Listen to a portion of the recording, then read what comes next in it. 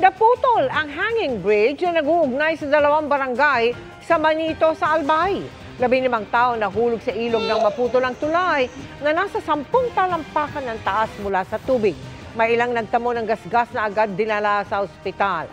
Ayon sa lokal na pamahalaan, gawa raw sa bakal ang tulay at posibleng kinalawang dahil malapit sa dagat. Pinagdudugtong ng tulay ang mga barangay Kawit at Itba. Sa ngayon, nagbabangka ang mga residente para makatawid. Maglalagay din ng kawayan na tulay sa lugar para may pansamantalang madaanan.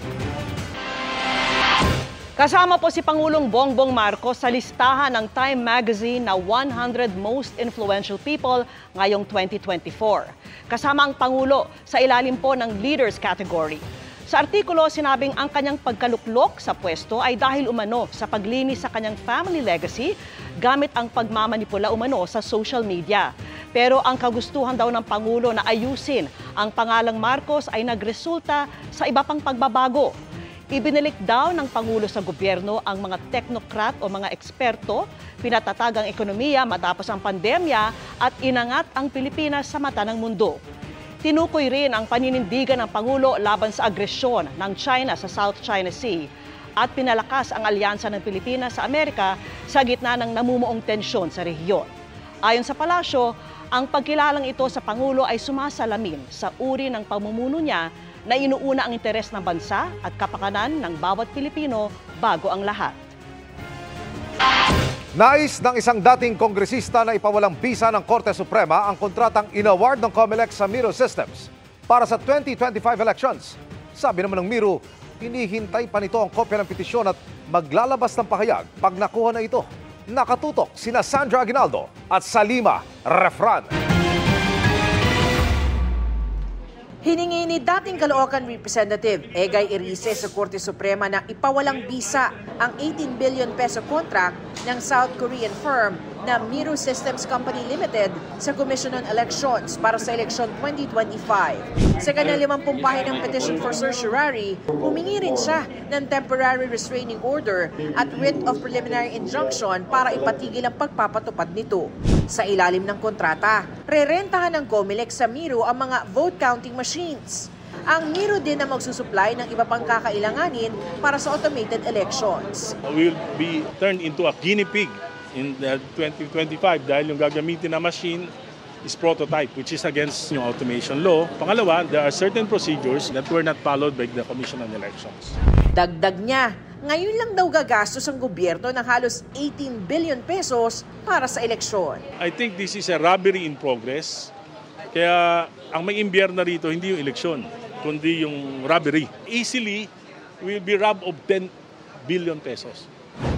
Ang tugon ni COMELEC Chairman George Erwin Garcia na ayon daw sa batas ang pag-award ng kontrata sa Miro Systems at nasunod daw dito ang proseso na nakasaad sa batas. May babala din siya sa hiling na TRO ni Erice. Baka po kasi hindi tayo makapagtuloy ng automated election kung sakasakali pong mapapahinto tayo sa ating ginagawa.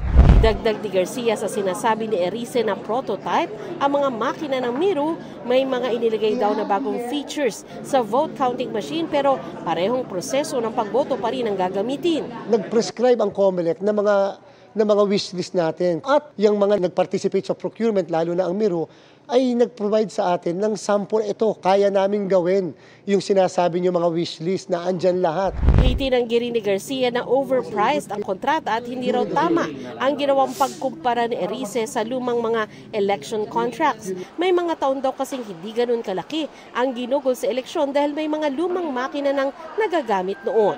Nauna dito, naglabas ng desisyon ng Korte Suprema na nagsasabing grave abuse of discretion ang pag-disqualify ng COMELEC sa Smartmatic sa ginawang bidding para sa vote counting machine at iba pang kakailanganin sa eleksyon.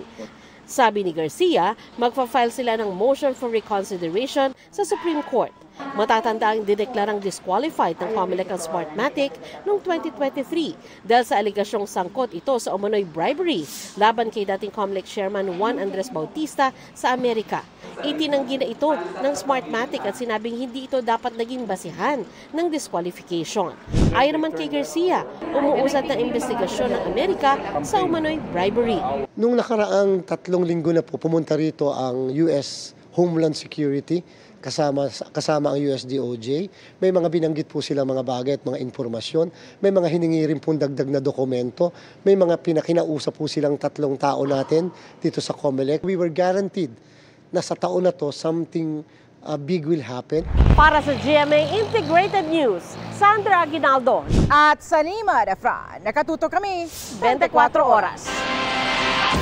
Walang basihan at labis daw na nakakasakit ang mga paratang nabanta sa seguridad ng bansa ang mga Chinese students sa Cagayan, ayon sa ilang universidad doon. Sa inilabas na joint statement ng ilang private higher education institutions o HEI sa Cagayan, pagpapakitaan nila ito ng racism o xenophobia. Sabi pa nila, sobra at walang batayan ang ulat na umabot sa mahigit 4,000 ang Chinese na naka-enroll sa probinsya. Mahigpit din daw ang mga institusyon sa kanilang admission at screening. Binanggit din nila ang mahigpit na requirement ng CHED sa pag-admit sa mga dayuhang estudyante. Ipinasisibak ng Ombudsman sa serbisyo si Director Demosthenes Escoto ng Bureau of Fisheries and Aquatic Resources matapos siyang mapatunayang guilty sa grave misconduct kaugnay ng umano'y irregularidad sa isang proyekto ng BIFAR. Sa investigasyon ng Ombudsman, may ebidensya umanong pinabura ni Escoto ang isang bidder na di kwalipikado at may mas malaking gastos. Dahil sa issue, nakansela noon ang loan deal ng Pilipinas at France, kaya't ang pamahalaan ang sumagot sa gastos na umabot ng mahigit 2 bilyong piso. Bagamat itinanggi ni Escoto ang aligasyon sa kanyang depensa noon, iginit ng Ombudsman ang kanyang pagkakasala. Kaakibat sa parusa sa kanya ang kanselasyon ng kanyang eligibility para sa kanyang retirement benefits, gayon din ang panghabang buhay na diskwalifikasyon sa pagsisilbi sa gobyerno. Sinusubukan pa po namin kunan na pahayag si Escoto pero hindi pa niya sinasagot ang aming mga tawag at text. Hindi lang mapagmamasdan ang mga kawayan sa isang hardin sa Antipolo City. Mapakikinggan din ito dahil sa mga tampok na bamboo instruments. Tara't pakinggan natin sa pagtutok ni Von Aquino.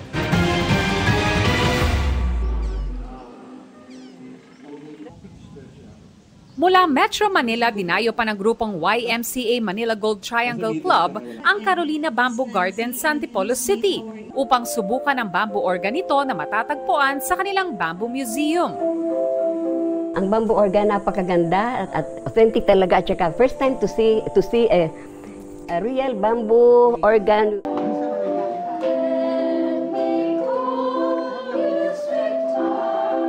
Matapos maaliw sa pagtugtog gamit ang bamboo organ,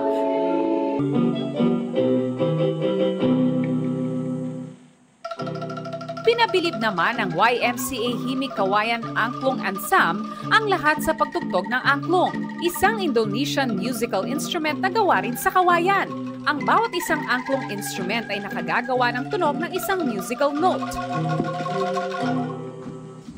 At dahil susundan lang naman namin ang pagkumpas ng musical director, syempre hindi ko na pinalampas ang pagkakataong masubukan ito.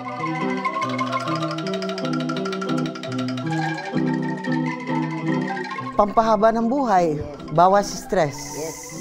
Music is the language of the soul and this is part of our language. Playing together, expressing ourselves, makes us happy. Ang galing nila. Talagang very interesting. Actually, sabihin ko naman, mag-produce na kami ng mga angklong. Ayon pa sa pamunuan ng Carolina Bamboo Garden, nais nilang ipakita na ang kawayan, hindi lang pang sining at kultura, kundi pwede ring pang musika. Nagkakanta kami rito ng bamboo seminar twice a year, March saka October. Para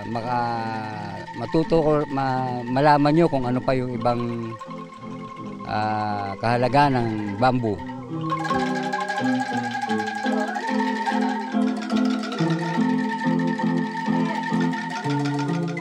Para sa GMA Integrated News, Von Aquino, nakatutok, 24 oras.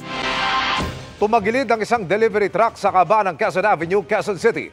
Ayon sa driver, nag-ugat ang aksidente dahil sa sasakyan bigla umanong nag-U-turn sa lugar. Iniwasan niya raw ito kaya siya nawala ng control sa truck hanggang sa tumagilid ito. Dahil diyan, nagtamo ng mga sugat sa katawan ng driver. Naalis na ang truck sa lugar pero pinag-iingat ang mga motorista dahil sa tumagas nitong langis sa kalsada. Arestado ang isang abogado at kasamahan niya matapos masangkot sa iligal na droga. Nasabat sa kanila ang mahigit 1.3 million pesos na halaga ng shabu sa Quezon City. At nakatutok si James Agustin. Sa isang bahay sa Barangay Central, Quezon City na aresto ng QCPD ang isang 57 anyos na lalaki at 39 anyos na babae. Nabilan umano sila ng nasa 202 gramo na umano'y shabu na nagkakahalaga ng mahigit 1.3 million pesos sa ikinasang drug bypass operation. Ayon sa pulisya, 2 buwan silang nagsagawa ng surveillance sa lugar. Napakaraming tawag from barangay na merong iba't ibang tao na pumupunta doon sa bahay na yon. Merong nakakotse, merong nakamotor at alanganing oras ng gabi, oras ng gabi. Lumalabas sa investigasyon ng isang abogado ang lalaking sospek, habang ang babae dati nang nakulong dahil sa kasong may kinalaman sa droga. Matagal na po siyang abogado. Actually, nag-serve pa siya sa other government agencies natin. Then hanggang sa siya po ay nag-private lawyer na. Ang hawak niyang kaso is drugs. Itong babae, actually, meron siyang asawa. Itong isang alias Asyong. So, yun yung distributor ni attorney. So, yan ay nagkakilala sila dahil yan ay naging kliyente ni attorney nung nakulong. Itong asawa nitong suspect natin na babae. Sinampa na ang dalawa na reklamong paglabag sa Comprehensive Dangerous Drugs Act. Pinuntahan namin ang mga suspect sa QCPD Station 10 kung saan sila pansamantalang nakapiit para makuha ang kanilang panig pero hindi sila humarap sa media. Para sa GMA Integrated News, James Agustin, nakatutok, 24 oras. The Queen is back in Manila. Sa pagbabalik bansa ni Miss Universe 2022, Arbany Gabriel, magsisilbi siyang host sa Miss Universe Philippines 2024. At sa kanyang pag-upo sa GMA Integrated News interviews, proud niyang shinare ang kanyang Filipino roots, pati na rin ang Pinoy artist na gusto niyang maka-work soon. Kung sino yan, alamin sa chika ni Nelson Canlas.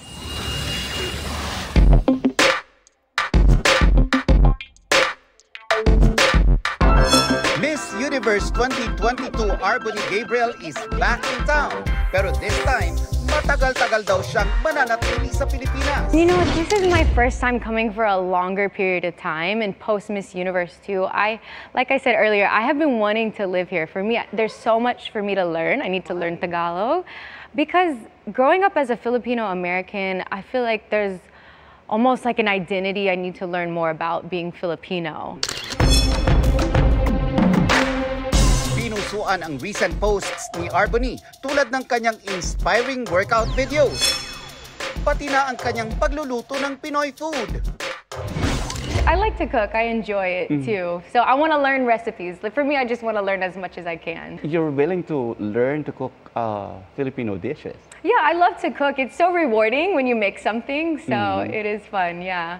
But people are making fun of me. I made my own version of the ginitaang gulay. They said, "Where's the shrimp?" And I said, I didn't feel like peeling the shrimp. It's too much work. They said, "Where's the kanin?" I said, "I'm on a diet." Kahit na laking USA, may ilang katangi ang Pinoy daw ang daladala ni Arbany. There are a lot of Filipino quirks that, you know, that I mean, it's in our DNA, like picking up things with our foot. You do that? I do. No way. Yes, I never knew that was like a Filipino quirk. I did it at home in Houston around my friends, and they just lost it. They said, "What did you just do?" I said, "What? I just picked something up." They're like, "You did that with your foot." I said, "What's the big deal? Y'all don't do that?" And pointing things with your lips. You do that? There. Over there. Get it? Nag-aaral pa raw siya ngayon ng Tagalog, pero growing up, may mga na-pick up daw siyang Pinoy words. I always call my best friends actually pinsan. We just, even though we call it ate, kuya, you know. Like, what else? What about I always remember, ay nako. Always hear that one. Why? Ay nako. It's like, ay nako. Gosh. Yes, I always hear that one. Actually, my dad didn't speak too much Tagalog in the household. I heard it mostly at the family gatherings. Yes, with my titas, my titos, mostly. And I said, Dad, why didn't you teach me Tagalog? It's so hard to learn now. It's much harder when you're older. Ay nako. Ay nako. But nag-aaral ako. Kaninang umaga, nag-guest si Arbony sa Kapuso variety show na TikTok Lock at na-reunite with her friend Miss Universe Philippines 2020 Rabia Mateo na una raw niyang nakilala nang mag-meet and greet si Rabia sa Houston, Texas. She was the first Miss Philippines that I met, and so I was looking up to girls like Rabia and trying to learn from them and just really, you know, take pointers. So that was a very inspiring experience. I remember they brought me on stage with Rabia and I was so shy. I was like, oh my gosh, what am I gonna say? I had stage fright. Sa kanyang ilang buwan na pamamalagi sa Pilipinas, gusto raw libutin ni Arbony ang mga nagagandahang tanawin sa bansa. Isusulong din niya ang kanyang advocacy on sustainable clothing. Papasukin naman kaya niya ang entertainment industry? Acting, I'm definitely very interested in. I'm up for the challenge. I recently just watched a movie with Anne Curtis Smith, and I thought that was really good. Would love to work with her. Oh, wow. Yeah. Are you looking at any genre that you wanted to explore? You know, I love action, and I just love rom-com. I love rom-com so much. Nelson Canlas, updated sa Showbiz Happenings. At yan ang mga balita ngayong Huwebes. Ako po si Mel Tiangco. Ako naman po si Vicky Morales para sa mas malaking misyon. Para sa mas malawak na paglilingkod sa bayan, ako po si Emil Sumangil. Mula sa GMA Integrated News, ang News Authority ng Pilipino. Nakatuto kami 24 oras.